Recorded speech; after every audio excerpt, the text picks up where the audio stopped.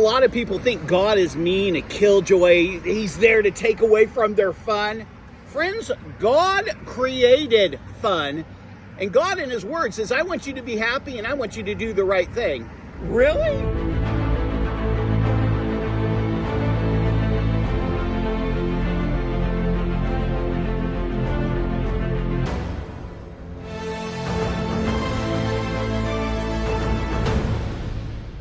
Turn to Ecclesiastes, we would never know this.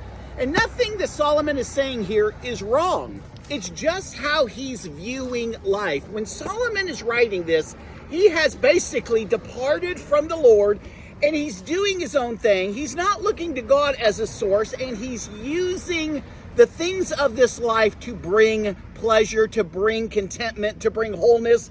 And friends, it's a nightmare situation here. Just listen to this for a minute, okay? It's all how you look at things. How he starts, Ecclesiastes 1. Meaningless, meaningless. Your translation may say, useless, useless, says the teacher. Utterly useless, utterly meaningless. Everything is meaningless. What is the gain for all the labors at which you toil under the sun? Generation comes, generation go, but the earth remains forever. The sun rises, the sun sets, hurries back to where it rises. The wind blows to the south, turns back to the north, around, and it goes, and it goes, and it goes, and it goes. And this guy is in a negative funk. That's what's going on here. Now, is this true? Yeah and no. Well, why is it? Because life isn't meaningless. Life is full of all the abundant things that God has for you to do. When you're doing the will of God, it is not meaningless. When you're helping someone out, it is not meaningless. When you're with your family and you're at the lake, or you're going to get a steak dinner, or you're going on vacation, or you're getting your paycheck, you worked hard that week, it is not meaningless. Solomon is in a funk. Solomon is in a state of mind that is not healthy for anyone to be in, and we've all been there before. Verse 12, he says wisdom is meaningless. Is that true? No. The fear of the Lord is the beginning of wisdom. Solomon, what are you doing? All right, but in chapter 2, he says this, pleasure is meaningless. Tell that to a man that's married. Solomon, I think you're crazy. You say you're the wisest person on the earth, right? But listen to the key.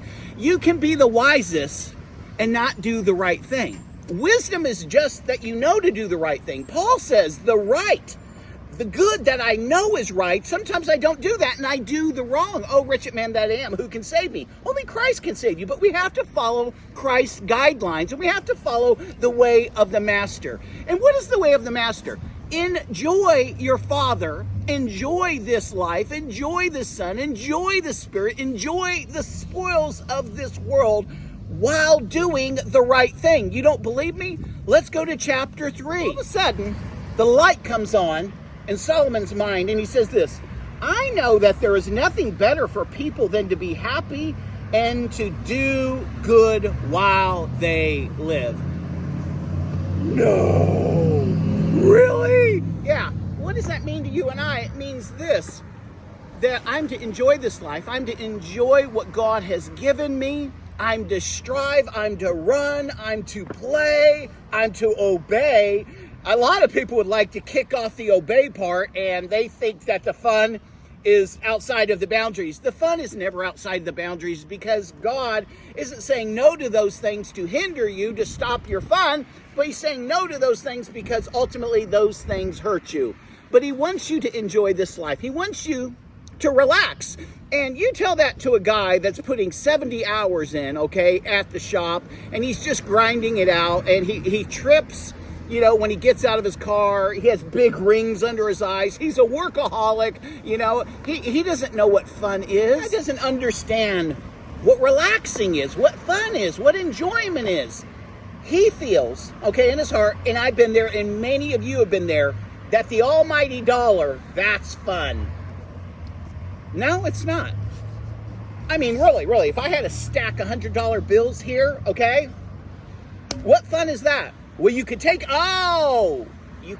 it somewhere. It's just paper, guys. It's trees. I used to work in the paper company for 12 years. So I understand everything there is to know about paper and corrugated and strapping and all of that stuff. And really, that paper is made out of Nina Bond.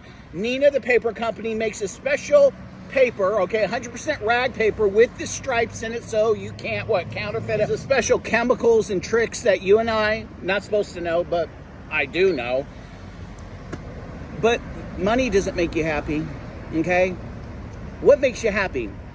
First of all, this is just between me and you, and this is short today. God makes me happy. I feel whole. If I don't feel whole, if I don't feel at peace, guess what? I can't have any fun. Okay, I mean, you can be as obedient as you think you want to be, and you should be, okay? But if you don't feel whole, if you don't feel right in your own skin, you're not going to be able to enjoy this life. Everything has to be in balance. There's nothing wrong with going to work because we do need money. But listen very carefully, okay? There is a point where it becomes sin, where you're serving the spirit of mammon. That's a spirit of materialism and money and power.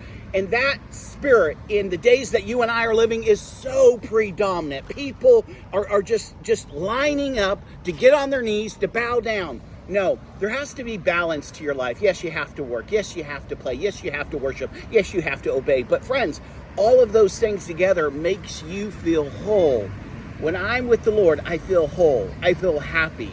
Last night, I was about to go to bed. It was like 4 a.m. and I'm looking at the dishes, and there's dishes everywhere, just everywhere. And I thought, you know what? I'm not doing the dishes. You know what I mean? I'm not doing the dishes, you know? And all of a sudden, I hear the voice of God. Listen to this. Listen to this. Because earlier in the day, I was like, Lord, I can't hear you. I'm asking God some specific questions on some, life-changing events in my life. And I'm just pleading with God, Lord, speak to me. Lord, I need to speak to you. I need you to speak from heaven. You know what I'm saying? And I'm not hearing anything. I'm saying, what do you require of me? I need to talk to you. And then I walk into the kitchen. I decide in my heart, I'm not doing the stinking dishes, and all of a sudden God speaks. What does he say? Do the dishes. I started laughing because all day I have been petitioning God over, Lord, what do you want me to do over here in my life and over here in my life and over here in my life? I mean, I must have bombarded heaven and petitioned heaven over 20 things. And he just says this to me. He can speak. Do the dishes. And I tell you what, I never had so much fun doing the dishes. I just did the dishes all by myself, and then my wife saw me doing the dishes at 4 a.m., and she says, what are you doing the dishes for? It's 4 a.m., we can do them in the morning. I said, no, the Lord said do the dishes, so I'm doing the dishes. Friends, are you having fun? Are you obeying God? Are you relaxing? Are you trusting? If you're not trusting, you're not going to have fun. If you're not obeying God, you're not going to have fun. Okay, if you're not following his plan for your life, you're not going to have fun. God said in his word, I just read it to you. Go there, Ecclesiastes 3, okay? It says this, have fun, obey God. This is your purpose, to relax, to enjoy. What is it? It's Saturday. Why are you even watching me? I'm going to eat donuts here, drink coffee. Come on, get out there, have some fun. Peace out, my friends. You guys still here? You should be getting your boat out. Man, if I had unlimited money, I think I'd go skydiving. I mean, I really want to go skydiving. That's expensive stuff if you don't have all your equipment. Okay, so last week I was playing the donut game. I was like, how many donuts in the bag? And I said, this is on the honor system. Rod and his wife came up with a conclusion of 3. And I wrote him back. I says, did you cheat? He goes, no, I didn't cheat. Me and my wife decided it was 3. I go, how did you do that? You know what he said? He says, well, when I go to have coffee with my wife, I will eat 3 donuts. And you know what I wrote back? I say, that's too many carbs, my friend. Lay off the carbs. Rod, peace out. You did good, my friend. How many in the bag? How many in the bag? Dos. There's about to be uno. You guys didn't know I speak Spanish, do you? You guys want to hear a great story? Since you're still sticking around. When I met my wife, she was in Vegas, and she was in a whirlpool, and she was in the water. But she looked so hot, I was almost embarrassed to talk to her. And so there was a Spanish woman across from her. It's one of those circle whirlpools. And I started talking to her and ignoring the woman that's going to be my wife because I was just intimidated. She was a stone fox. Even to today, she's hottie. And so I'm talking to the Spanish woman, and I'm saying this to her. I'm like, hey, if I want to pick up on a Spanish woman, what would I say? What would just knock her off her socks in Spanish? And I'm butchering this, so if you're in the man cave and you're Spanish, here, I'm butchering this. And she said, I remember it to this day. And she says, you look her in the eyes and you go, tus ojos son mi silencio.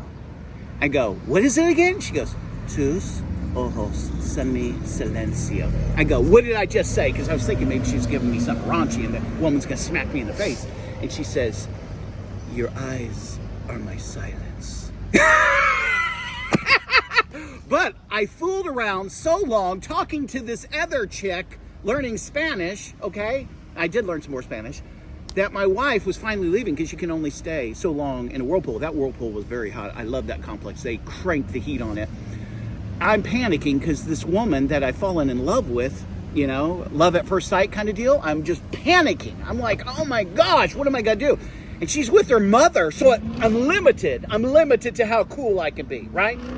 And I don't know what to do. I just look at her with her mom. I go, hey, baby, next time I'm going to hit on you. My wife, being the witty one that she is, she turns around and she says, you are you? And that was it. That was the beginning of our love affair. You're like, really, Matt? No, actually, no. 3 weeks went by, and I'm in, again, a whirlpool. I'm going somewhere with this because you got to hear this. You got to hear this. I'm in a whirlpool, but I don't recognize she's wearing a different bathing suit and her mom's not there. And so I'm just like, I don't recognize her. It's like the Lord blinded me. And I was with this guy, and we were just kind of talking to these gals. There's 2 of them and 2 of us. And they're just ignoring us, you know, like, oh, we don't want to be bothered, you know what I'm saying? Please, please, please, you know what I'm saying? But, you know, look at, my head's like flint. I'm going for it, okay? And finally, my friend says, you know, I almost killed my cat. And she goes, what? Both the girls go, what? You killed your cat? You go, well, you know, I'm bipolar and I'm depressed all the time and I take these pills that make me sleep and I rolled over on my baby kitten and he died.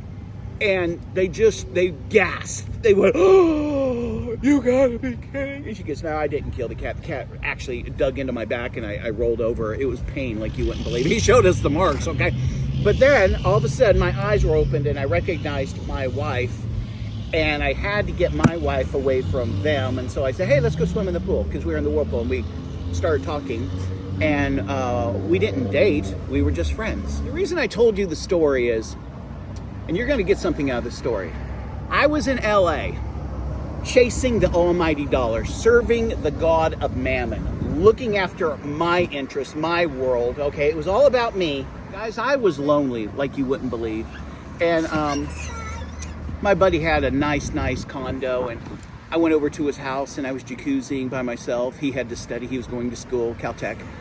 And I remember I prayed for about an hour in the whirlpool and I pleaded my heart out to God. I was like, God, I am so lonely. I pray that you would give me a woman that would be godly, that would be wholesome, that would be from another country, that would have brown hair, that would love you more than she would love me, but you would give me a wife, that you would bless me with a wife, and that wife would help me to stay close to you. That wife would just build me up. She would be the helpmate that the Bible talks about. And when I tell you that story, you probably think, Matt, you were really close to God. No, I wasn't close to God at all, okay? I wasn't going to church. I was doing my own thing. Again, I was serving this world. I was serving Satan. I was doing my own thing. But the Holy Spirit, because he's full of grace, mercy, and love, led me in a prayer for my wife that I would meet, watch this guys, a year later to the day in a whirlpool. And I would say to her, hey, I'm going to hit on you next time. It was a divine appointment. The Lord interacted within my life. The appointed time of the Lord's visitation. I just talked to you yesterday about that. Do you understand? God visited me in that whirlpool via his Holy Spirit, led me in a prayer that was the beginning of changing my whole life around, because Tracy would get me and help me to stay on the right track. She would encourage me.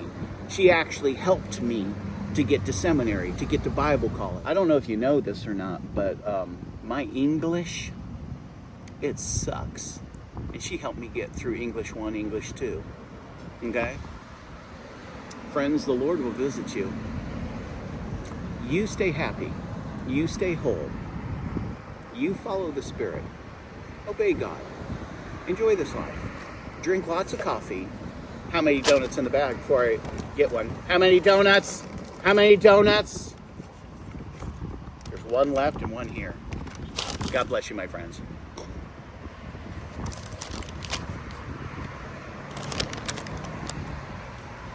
Ecclesiastes 12 and 13 says this: I know that there is nothing better for people than to be happy and to do good while they live. You hear that? God wants you to be happy, and he wants you to do good. To each of them he may eat and drink and find satisfaction in all their toil. This is the gift of God. I'm at the Goodwill right now, and I found this shirt, and it's like $5. I don't know whether to get it or not, but I really like it. I don't know about you, but this is bad. I really like peeing outside, especially when I go camping. I'm not walking all the way to the restrooms. I go right to the lake or behind a tree or something. There's something about peeing outside that just feels right. That's a free one. These shoes right here. Look at this. Don't give up and don't give in. Keep on going. Never give up. I don't know if this is a cheap shoe, a good shoe, but I like that. I mean, really? Let me zoom in on it. I really like that.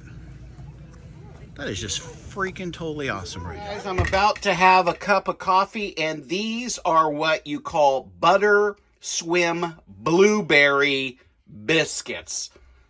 Meaning, in that casserole dish, you have a heap of butter. And basically the biscuits, the mix, the blueberries, they just bubble. They just take a spa bath in the butter.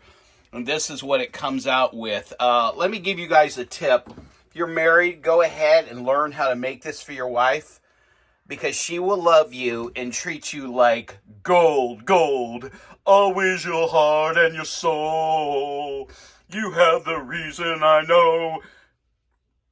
You have blueberry biscuits. Always believing. All right, love you guys. Being a little silly. That's okay. Let's roll with it. Peace.